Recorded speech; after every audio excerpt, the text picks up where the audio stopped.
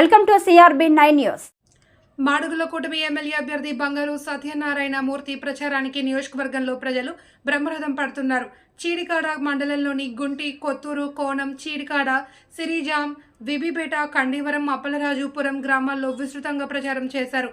నియోజకవర్గ అభివృద్ధి చెందాలి అంటే కూటమి అభ్యర్థులను గెలిపించాలి అని కోరారు.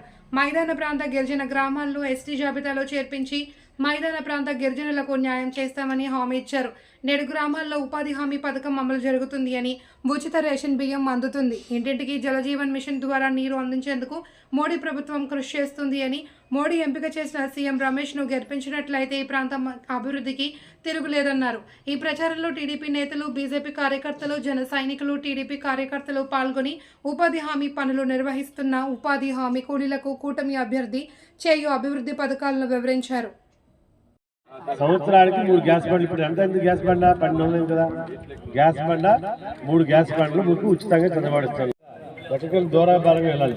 ఆ దూరాభారాలు తగ్గించి మనందరికీ కూడా బ్రహ్మాండంగా దగ్గరలోనే మనకు అన్ని రకాల సదుపాయాలు కల్పిస్తారని చెప్పడం కోసం ఎటువంటి సందేహం లేదు. ఆయన ఎమ్మెల్యే చేయండి. మీ అందరి దేవాల మీ అందరి తాలూకు ఆశీస్సుతోటి ఆయన ఎమ్మెల్యే కాబోతున్నారు. ఎక్కడికి వెళ్ళా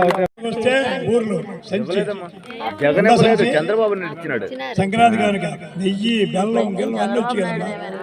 అలా మన కష్టాన్ని దోచుకొని తన్నే గాలి తెచ్చుకుంటాం. ఈ జగన్మోహన్ రెడ్డి ధరలు పెరిగిపోయినాయా?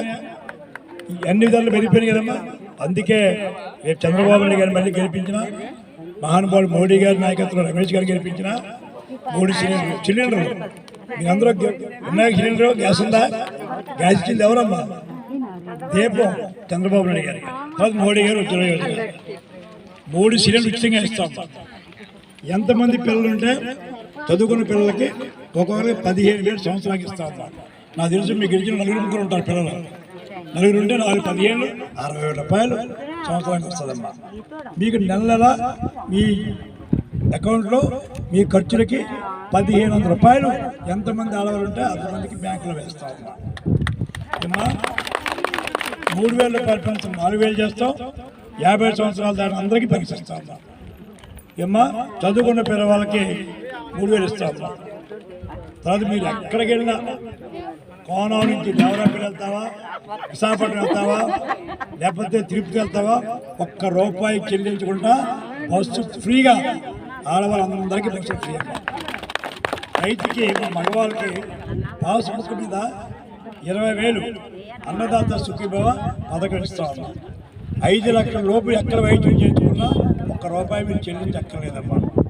తర్వాత మీది నాన్ ట్రైబ్ ఏరియాలు ఉన్నాయి, మనకు తెలుసు, షెడ్యూల్ ఏరియాలు లేరు.